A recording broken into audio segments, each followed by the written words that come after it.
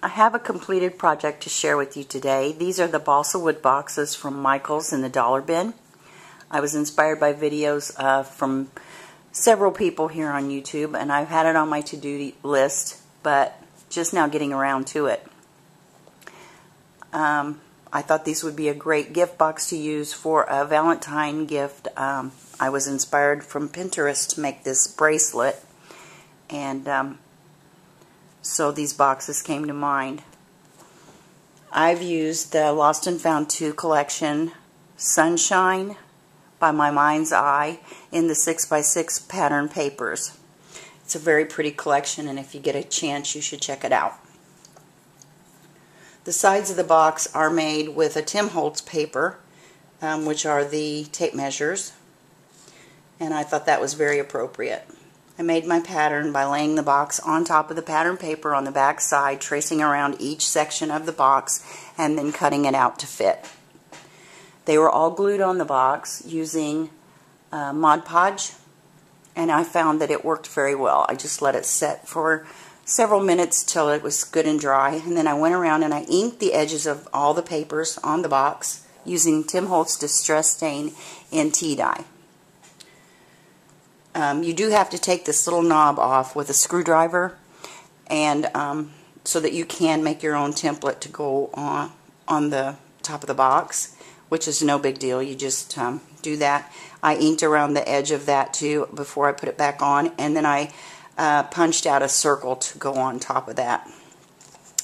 The flowers I chose for the top of the box are Prima flowers, and they have newsprint on them, or writing of some sort, and I inked them in the Tim Holtz Distress Stain as well, in the tea dye.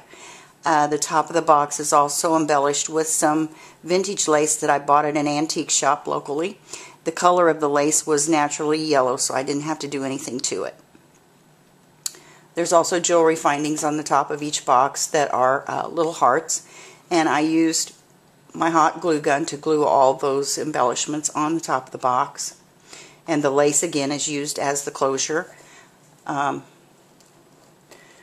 So this comes with an elasticized ponytail holder as the closure there, but I took it out and used this lace because I thought it was a lot prettier. I'm going to open it up and show you the inside of the box. On the inside I used this paper that came from the paper stack, and I printed out the saying, "A mother's love is immeasurable," which I came up with for this project, and it went very well, I thought, with the tape measures. So, like I said, the idea, I saw this idea for the bracelet first on Pinterest, and I had my mother's vintage tape measure in my sewing box as a keepsake memory from her. And when my kids were little, I went to reach for it one day, and one of my kids had cut it in half.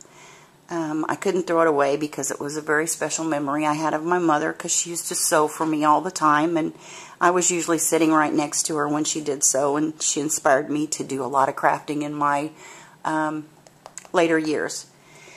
So I still had this piece, the tape measure, but it was in pieces. And this was just, when I saw that idea, I thought, what a great way to pass that on to my daughters and keep her memory alive. So we each got our own bracelet.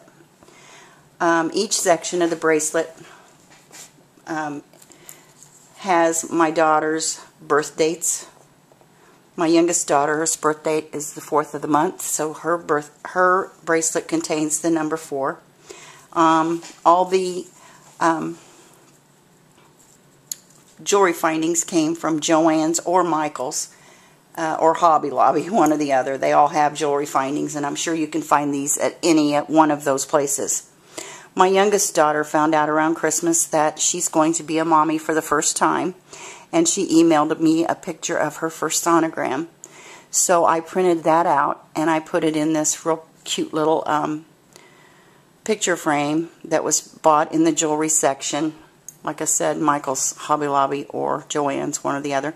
And I tied it with a little piece of that vintage lace to soften it, and it adds a real special touch to this bracelet. So that's for my youngest daughter. My oldest daughter's birthday is on the 20th of the month, so naturally her bracelet contains the number 20. And I also put a picture of her 3 children walking up the lane to their home on her bracelet, and tied it with that vintage lace as well. So that's my share today. I also have a bracelet just like this that will have my 3 children, their picture on my bracelet. And we'll all have that special memory of my mother, and hopefully keep her memory alive. So this is my share for you today. I think this would be a great Mother's Day gift as well. I decided to do it for Valentine's Day because it's very close to my heart. So I hope you all have a happy Valentine's Day, and thanks for watching. Bye-bye.